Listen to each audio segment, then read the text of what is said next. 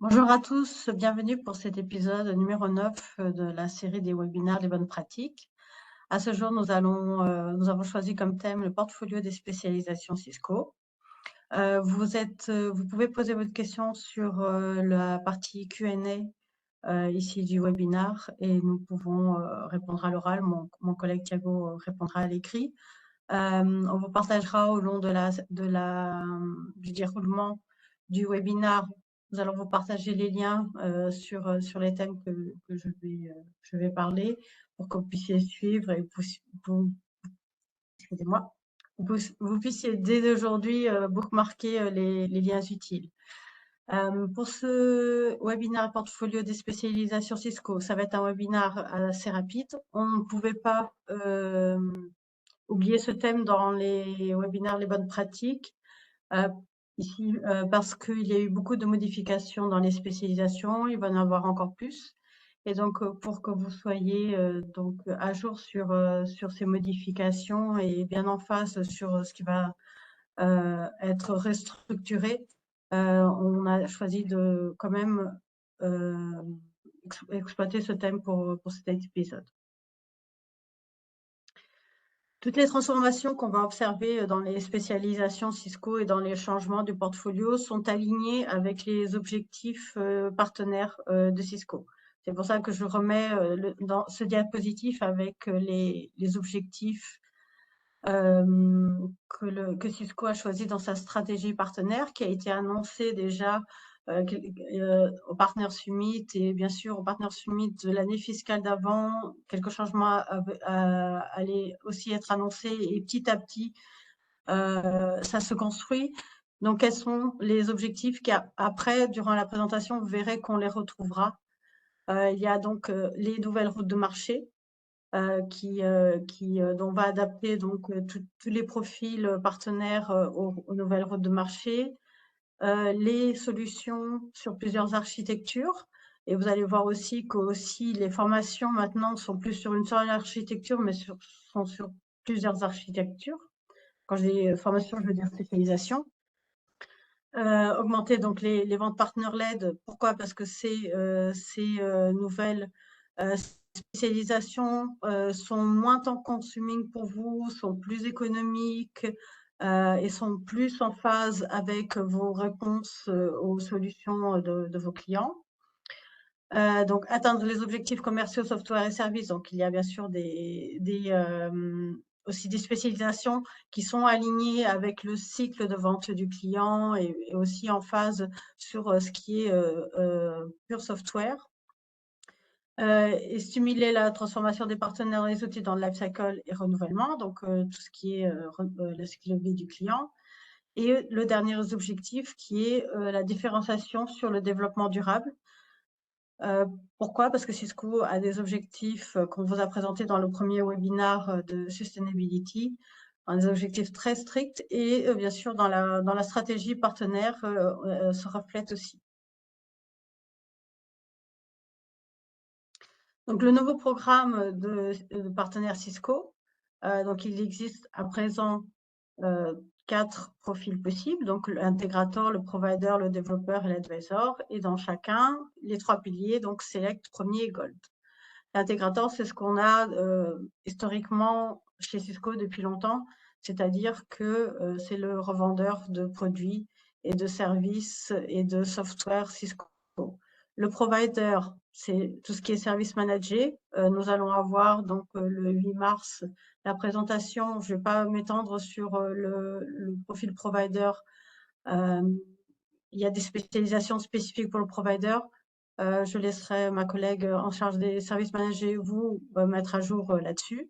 Et il existe 2 autres profils qui n'ont pas besoin de spécialisation, qui s'appellent le développeur et l'advisor. Donc, le développeur, c'est tout ce qui est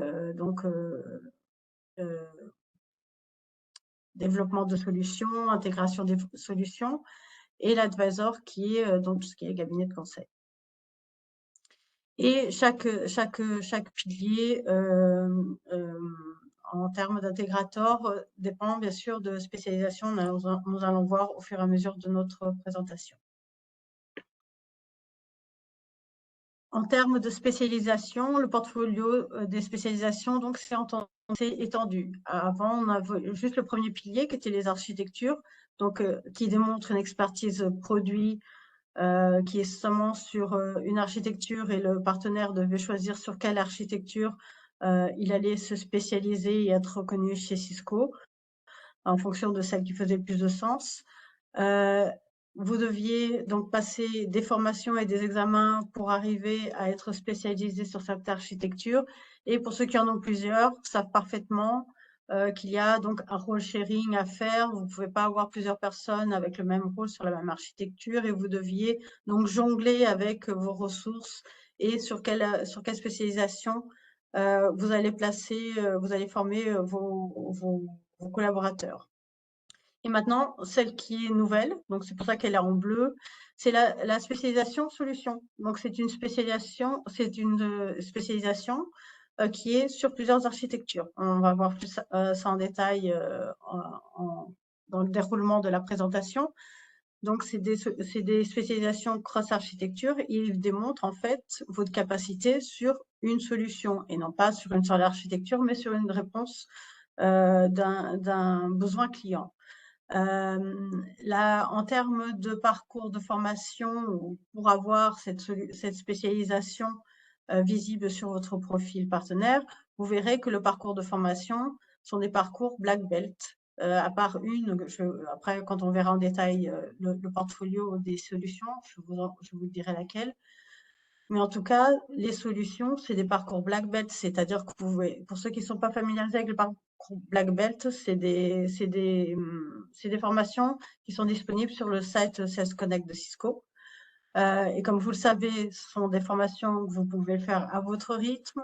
Elles sont 100% gratuites et vous pouvez avoir donc les personnes que vous voulez sur les solutions. Bien sûr, il y a des solutions qui vous demandent 2 personnes, il y a d'autres solutions qui demandent 4 personnes.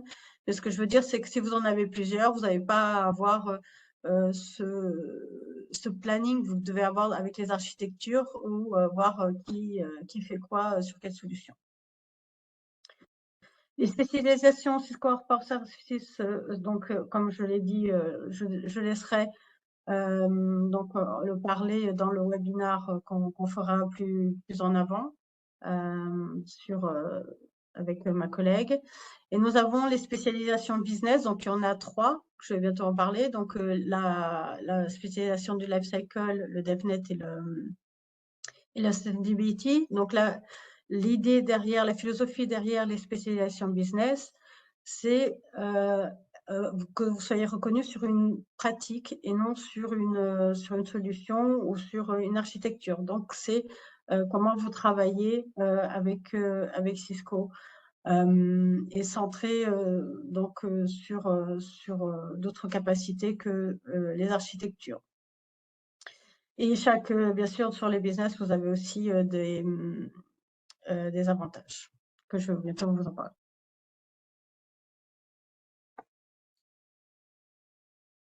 Donc, en termes de portfolio de spécialisation, vous avez donc les classiques, les architectures sur lesquelles vous êtes familiarisés. Donc, vous saviez parfaitement qu'avant, pour être select, premier, gold, vous devez travailler sur cette première brique. Maintenant, on vous demande aussi dans certains piliers comme gold, où vous devez déjà être obligatoirement une spécialisation CX, une spécialisation business. Et les spécialisations business, c'est des spécialisations qui vont vous apporter donc une validation sur les pratiques. Elles sont récentes, elles existent il y a moins de 2 ans. Et donc la nouveauté dans cette fiscale 23 en termes de spécialisation business, c'est la spécialisation sustainability qui vient donc sur l'objectif du développement durable de Cisco. La nouveauté aussi de ces derniers mois, c'est les spécialisations solutions. Donc, elles sont multi-architecture. Là, vous en voyez 3. Il y a l'hybrid work, le full stack observability et le SASI. Et vous en avez 3 de l'hybrid cloud. Et un autre pilier donc, de spécialisation qui sont pour les partenaires qui font des services managés, qui sont les Cisco Power.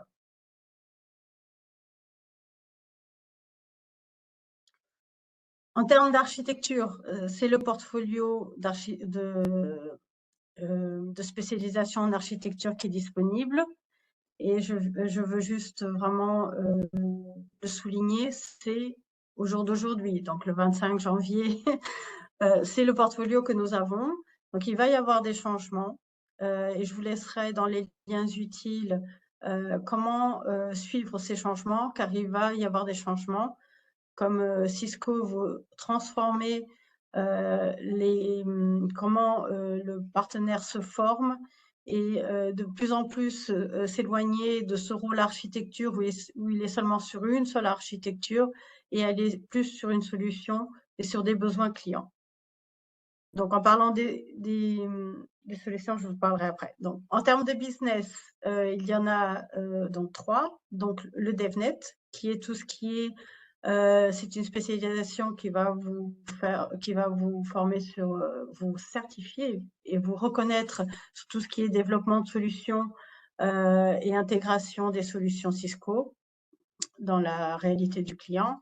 Les spécialisations Advanced ou seulement Customer Experience qui va sur le cycle de vie du client.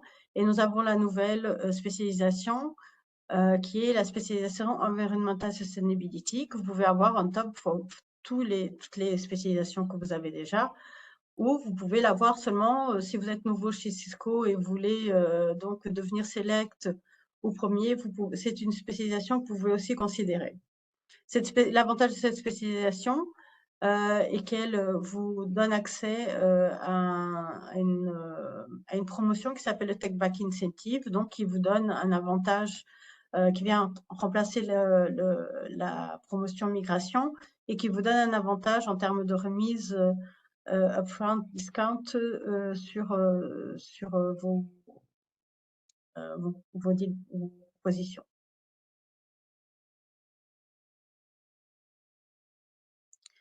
En termes de solutions, à ce jour, il en existe 6. Bien sûr, ça peut évoluer.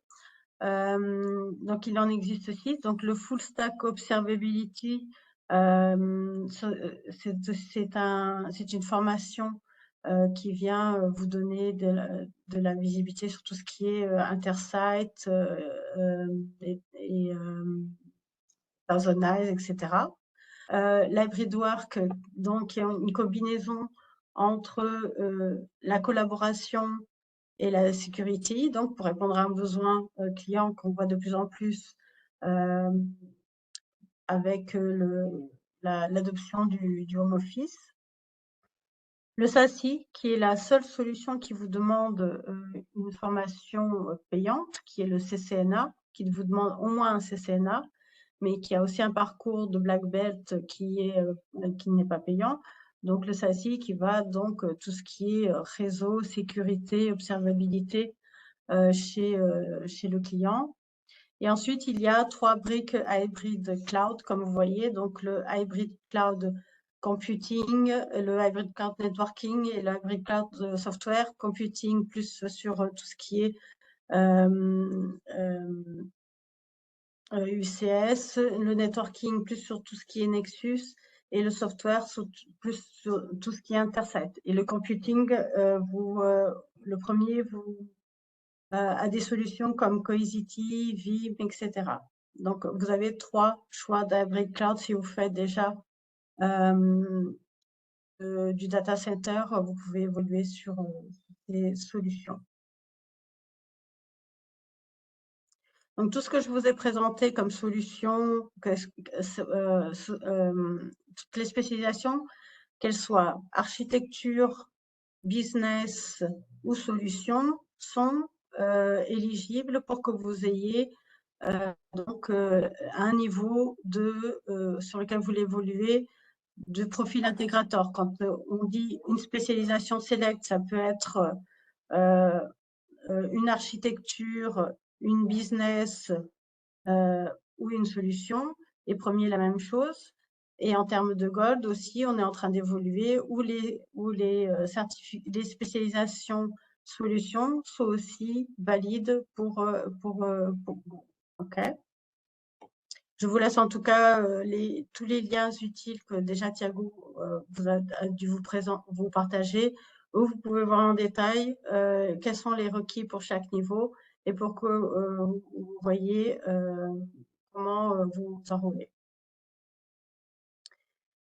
Donc, ne manquez pas dans les liens utiles d'être à jour sur les changements. Comme je vous l'ai dit, ce que je vous ai présenté aujourd'hui, c'est l'état de l'art de Cisco, c'est le portfolio actuel de Cisco, mais cela va changer, cela va évoluer, c'est-à-dire que les architectures vont de plus en plus se transformer en spécialisation solutions.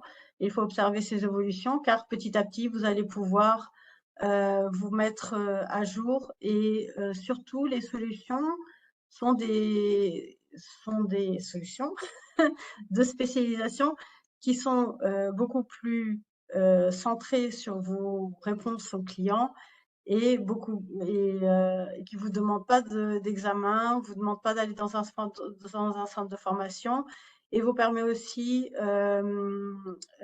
d'étoffer plus votre portfolio et vos réponses aux solutions Cisco.